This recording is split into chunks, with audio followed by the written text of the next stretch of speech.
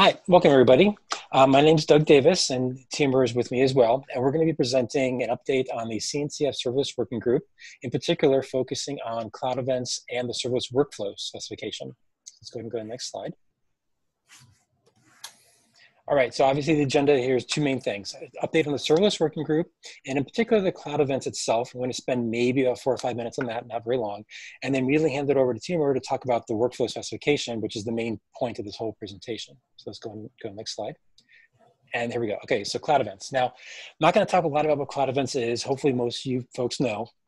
But for those of you who don't, very quickly, it's just a specification for helping deliver events from a producer to a consumer by standardizing some common metadata and where you can find that metadata. That's it at a very, very high level. I'm not going to go into more detail about that. You can read the spec if you need more. But I do want to announce that we have gone 1.0. So that's all great. And as part of the specification work, we also produced things like transport bindings, how these bits of metadata appear on different transports, for example, HTTP, MQP, that kind of stuff. Also, how it appears in different encoding formats, things like JSON, if you want to actually encode your JSON and payload, that kind of stuff. We also have a primer that will sort of give a high-level overview in terms of the design choices we made, why we made those choices, and some insight into our thinking behind some of these things, because there were some very interesting choices we could have made there. And finally, we had some SDKs. And these SDKs are really there to help you serialize, deserialize cloud events on the wire, right? Nothing that you couldn't do yourself, but sometimes SDKs make your life a little bit easier. Okay, so as I said, this is all wrapped up into the 1.0 version of the specification. Now, what's next for the cloud events is two main things. Obviously, now that it's out there in 1.0, a lot of people will actually start to use it.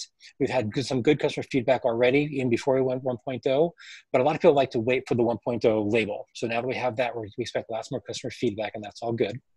But then we decided, instead of just sitting back and waiting, we're going to start looking at what additional pain points are in the community relative to serverless that you may want to try to tackle.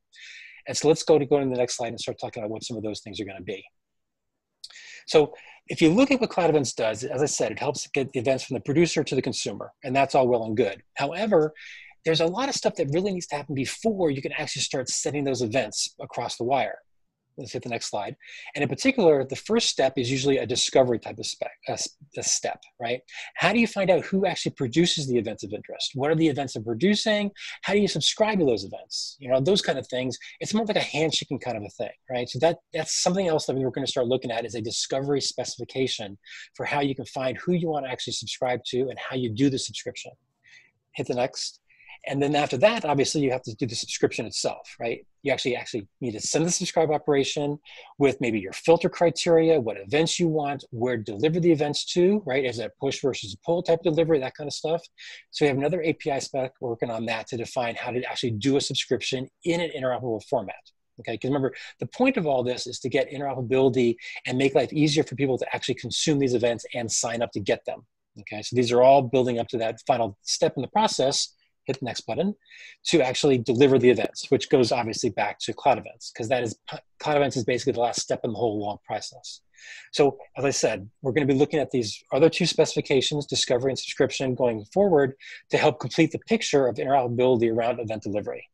Okay, and that's it for the cloud events side of the house, and mainly for the rest of the serverless working group, because we're kind of focused on the cloud event stuff right now. However, as an offshoot to the offshoot of the serverless working group, we have the workflow spec, which Tihomir will now talk about. All right. Hey, everybody.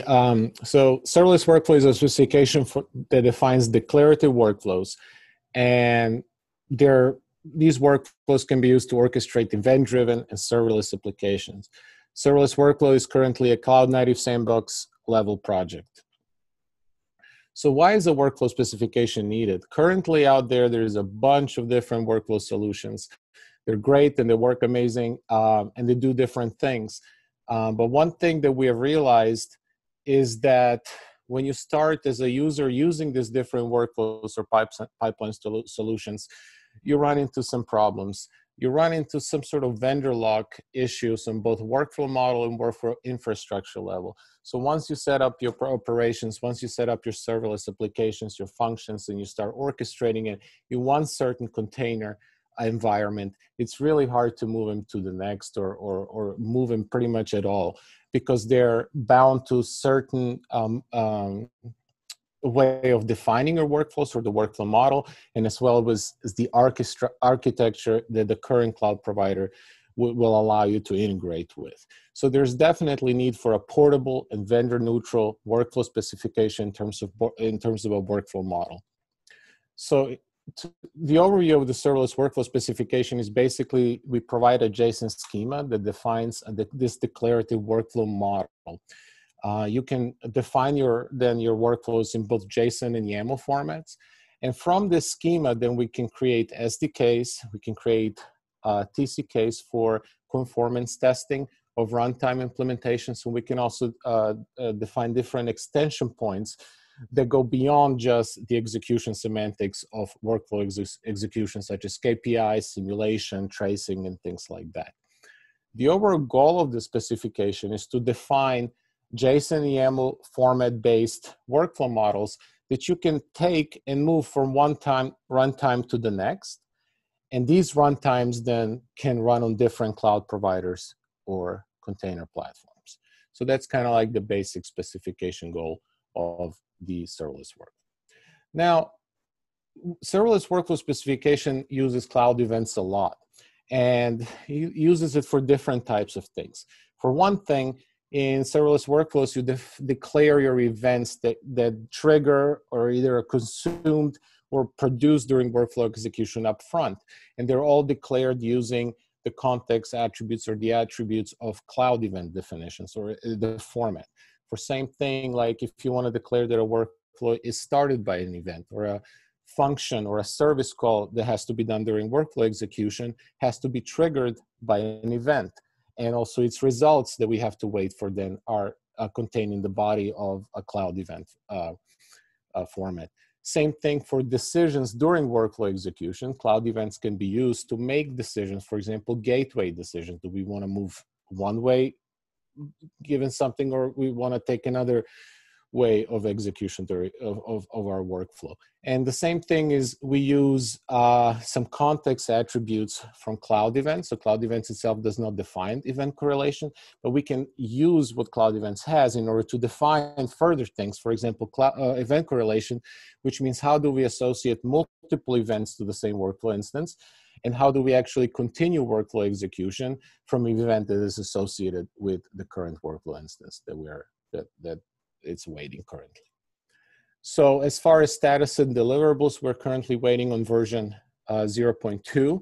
We also have some SDKs defined in both Go and Java, and we have starting to define some workflow extension points. So these extensions have nothing to do with actual execution, but they enhance the workflow definitions to be able to then interact with different types of things like tracing and things like that in the future. So what's next for the specification? We're always doing model improvements. We're looking for different projects to collaborate with and to see how we can and join efforts and things like that with the community and grow our community. And the same thing we're looking for is some simulation and tracing extensions at this moment. So I'm going to go ahead and show you guys a demo, which is the best way to actually show something. And in this case, this is kind of like the architecture of the demo. It has to do with orders. So this basically shows off the serverless. On the left side, we have different types of users. We have mobile users or users creating new orders on the web. And sometimes orders, we can also, for example, drop a file into a directory. So we have two ways of triggering our workflows. One is web-based, which we will show, and one is actually file-based. For the file-based, we have Apache Camel that has a route that listens to a certain directory. It's going to pick up our file. It's going to get the contents of the file and actually create a cloud event for us using the Cloud Events SDK that it provides, which is great. Now, as our broker, we're going to use Kafka messaging, and this event is going to be published onto a Kafka topic.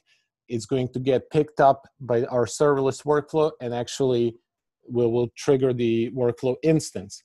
Same thing from web or mobile clients. We have a REST service. It gets a request, creates the cloud event, and triggers our workflow execution.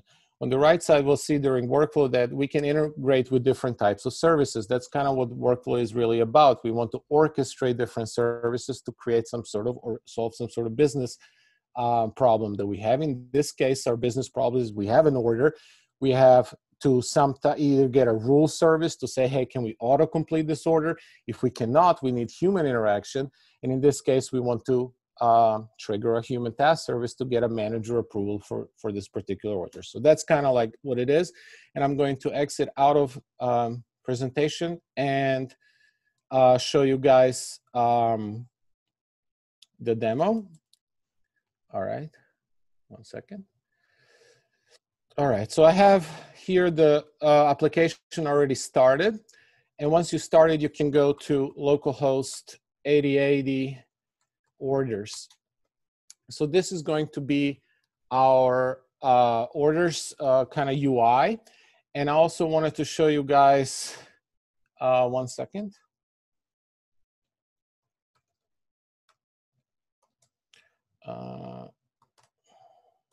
Yeah.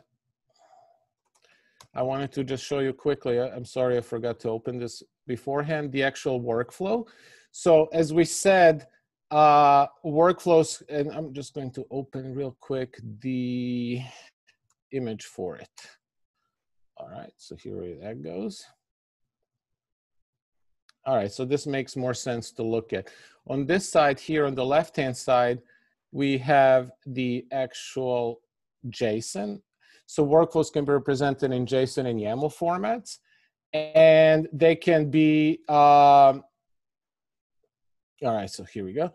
And basically what we're doing, we have a couple of event definitions. For example, what we show, the new order event. A new order is created whenever somebody either drops a file, as we see, or creates a REST client request for a new order. We have some function definitions. Those are the ways of interacting with services. In this case, we have a couple of functions defined, one from auto approval, which will contact our business rule service, and one is our order management approval function, which basically is going to call our human task service and have a manager approve it.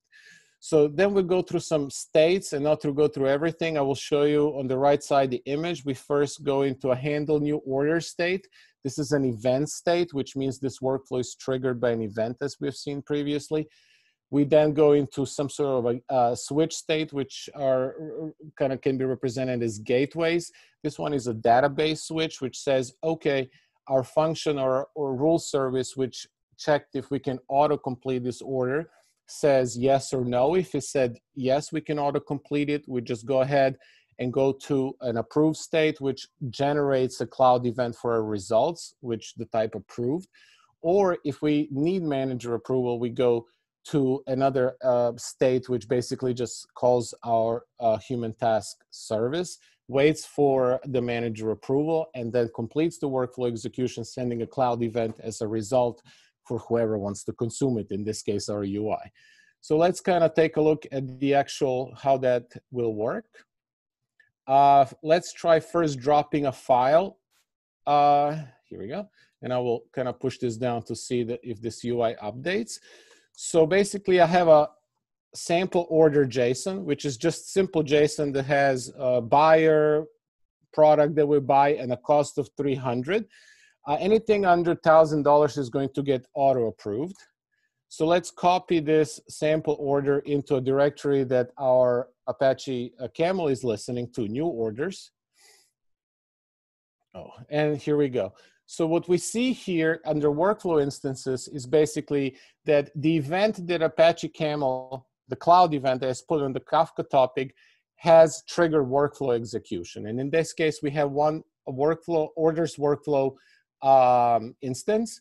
And because the cost was under 300, we see here in order decisions, this table right here is going to listen to all the cloud events with our order decisions. It's picked that up because the workflow has completed execution and sent the cloud event with the results. And it says approved.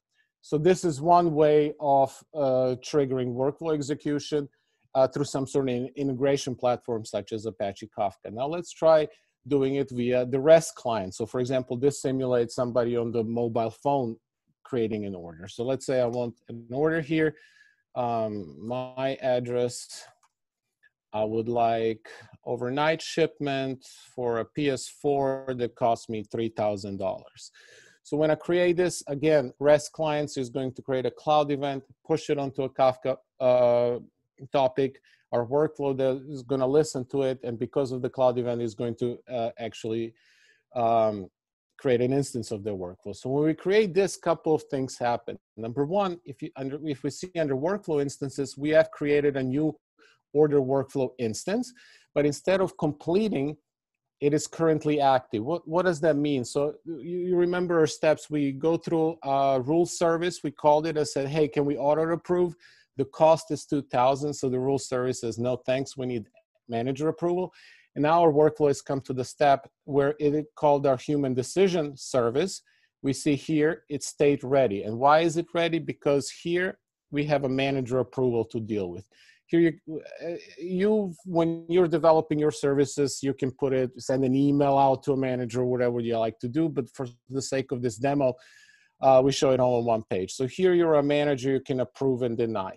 And you can see here the order ID, the task ID that should match here as well. The order ID should match our active one. And let's say, okay, for PS4, $3,000 is way too much. There's probably some issue with this order anyways, so I'm going to deny it.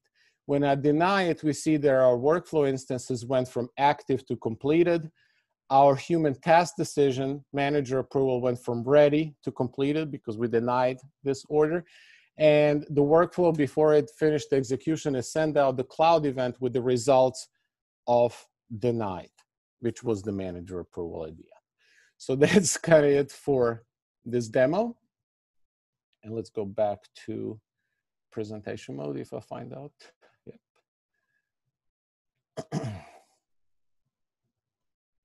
All right, so thank you guys very much for listening to us and this talk. Here you have more information about the Cloud Events project and the Serverless Workflow projects. If you have any more questions, feel free to contact us at any time. And thank you guys very much.